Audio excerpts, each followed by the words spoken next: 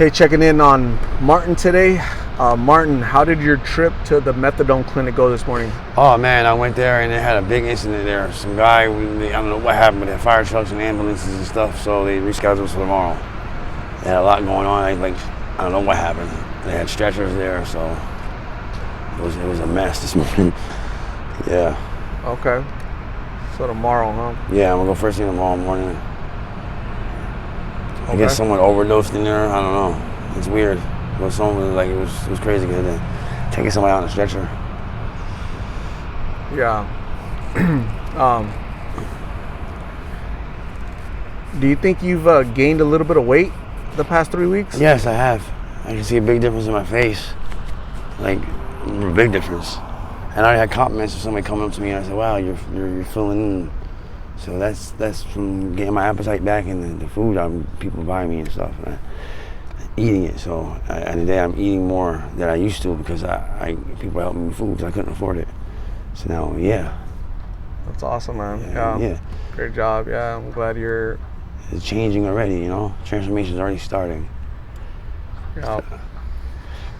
But, you know, the true transformation is going to be when you go to a doctor, right? Yeah. Detox and doctor and fix your legs, right? Your feet and all that stuff, right? Yep. So that's the real And that's going to happen. I got to get one thing at a time.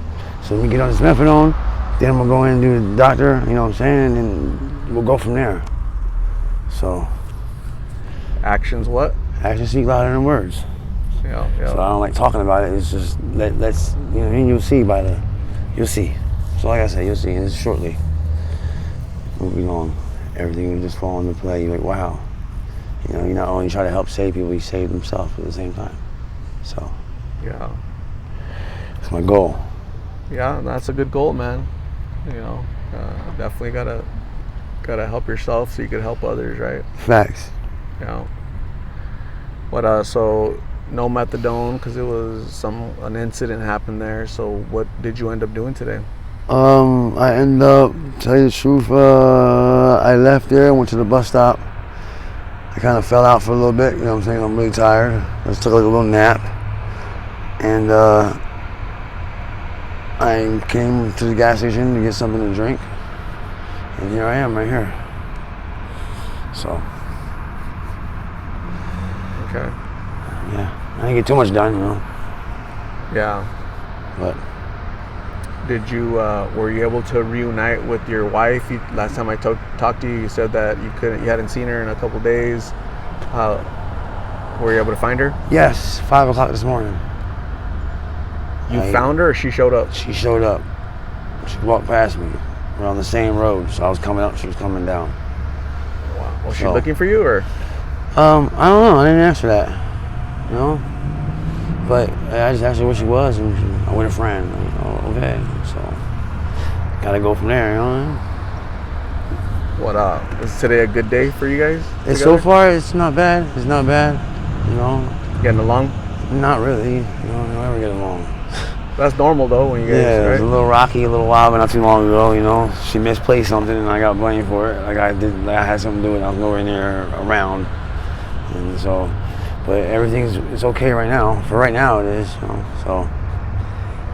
Hope it stays this way, you know, quiet, you know, so, yeah, excuse me. I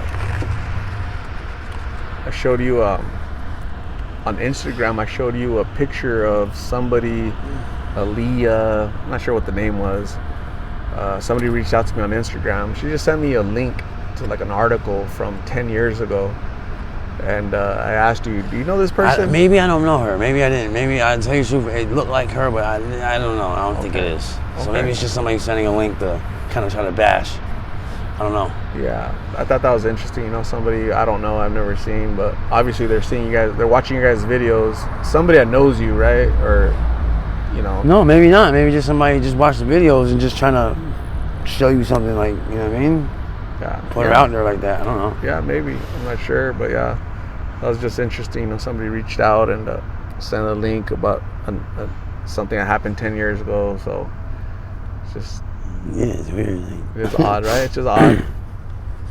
It's weird that there's an article from 10 years ago floating around, Well, you can go online. You can go back 15, 20, 30, 40 years and find articles. Apparently, yeah. From newspapers and news clip. Like, it's crazy. Yeah, but about you guys, though, like specifically you.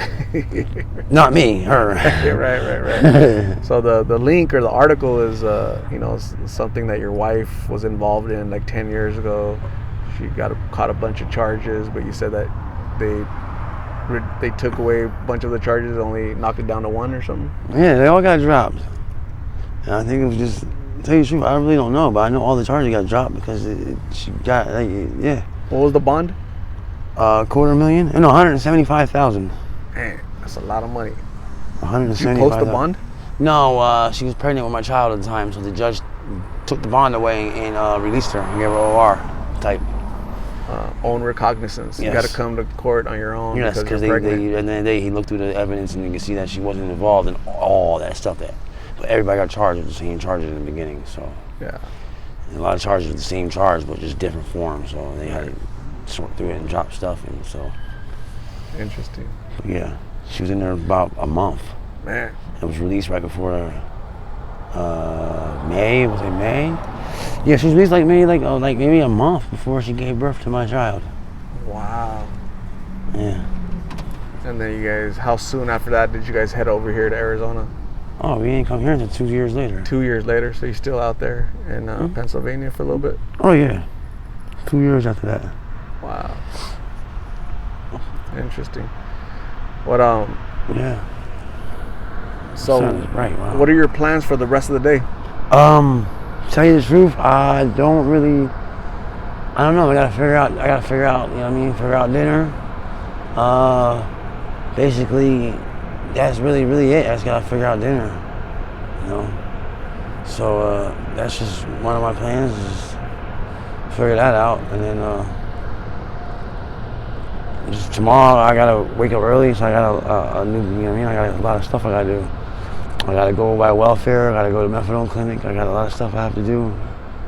I gotta go there and get my insurance back because I don't have no insurance. Why doesn't that stuff get done like today or yesterday or the day before? Because you have to do it early in the morning, and I was at this methadone clinic for hours, and all this happens.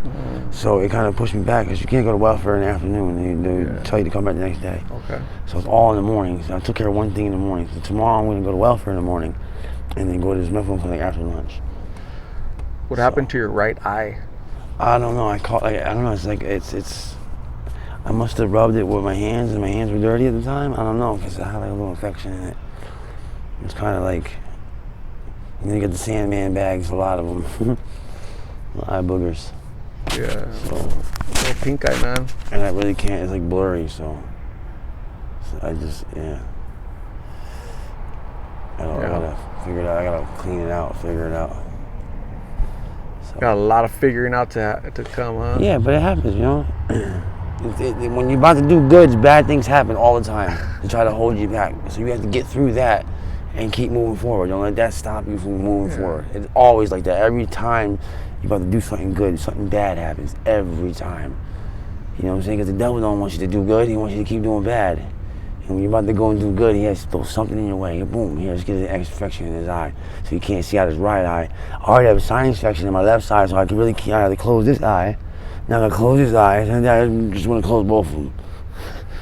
But now to keep the one that's infected, the one that has the sinus infection, that I can feel my heartbeat in my eyelid, I gotta keep that one open now, and I usually close that one.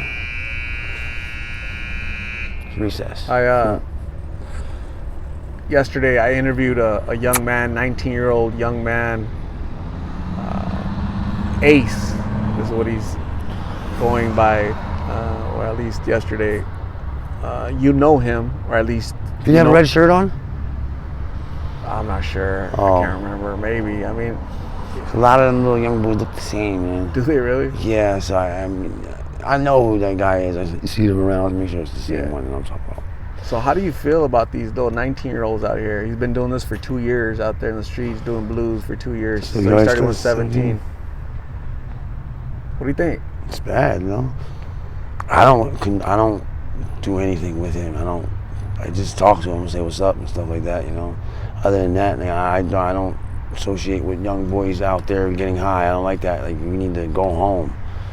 you still go home. Like, you still have a home. You're not homeless or nothing. You're just out here running the streets and you go home. So I wonder what your mom says. Or, like, is anybody home paying attention to what you're doing? You know? Like, do they see a difference in you? Like, at the end of the day, you have different clothes on every day. You know, you're showering every day. And, like, I could tell. Because one day you came over and tried to sell me clothes. And it was freshly washed clothes. So obviously you're selling your clothes now. So it's kind of like, does your parents know what you're doing? Or who you live with? That's what I want to know. Like, it's weird. Were people watching you when you were a kid? Yeah. Did they know what you were doing? Oh, yeah. At that age, 18, 19, yeah. Well, I was kind of on the street by that 19 because my mother passed away 17, 18, and then the rest of my family moved in with each other and left me on the street. So I was kind of had to survive for myself at like 17, 18. And I was suffering from mental health disabilities. I was still in a 15-year-old, 14-year-old mind frame. And I was like 17, 18 on the street. So it's kind of hard in the beginning, but one of my friends let me stay in their basement. So, and that's how I started from there. And I started going to jail, you know. Martin, I'm gonna say thanks for talking to me. I got you some Clear Eyes, little eye drops, right? Hopefully it'll help clean it out, basically.